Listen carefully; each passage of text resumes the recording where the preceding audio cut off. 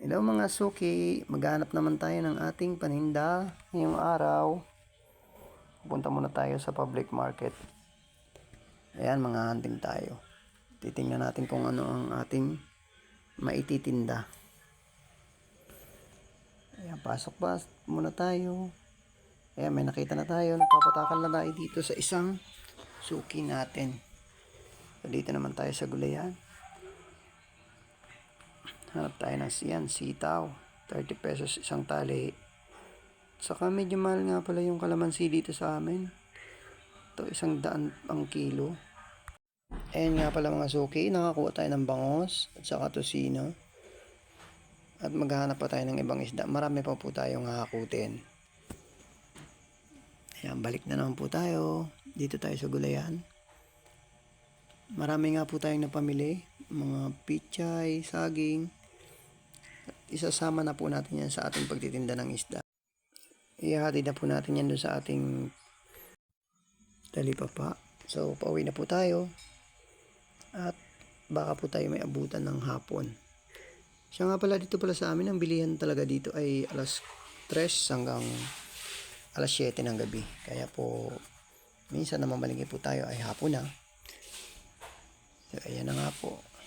Ayan na, nakarating na nga po tayo dito sa ating unang talipapa. So, mag-unload na po tayo ng mga gulay. Ayan, mga suki. May panibago na naman tayong paninda. Ayan.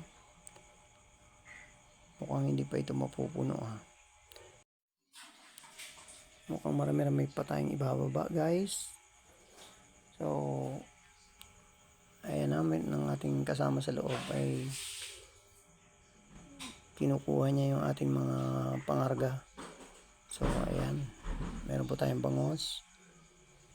At marami pa po tayong ibang isda na napamili. So, ganyan nga pala kami mamili. Halo-halo para may pagpipilian ng ating mga suki.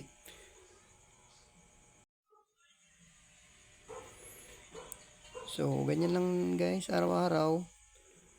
So, ayan, magkakarga po ulit tayo ng puset at saka iba pang isda. Ayan guys, bababa na tayo ng iba pang paninda. Mga suki. Ayan, ayan po ang ating mga isda.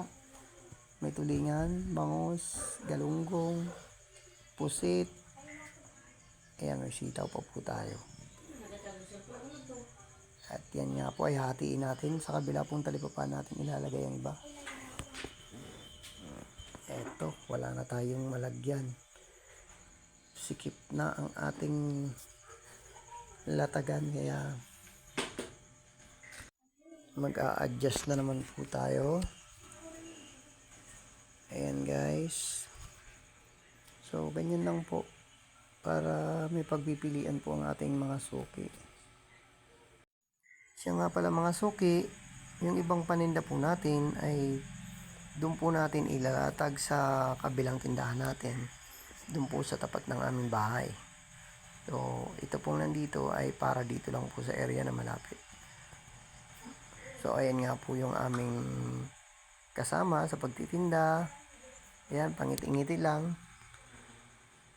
So, maraming salamat mga suki sa panonood. Hanggang dito na lang ang ating video. Maraming salamat.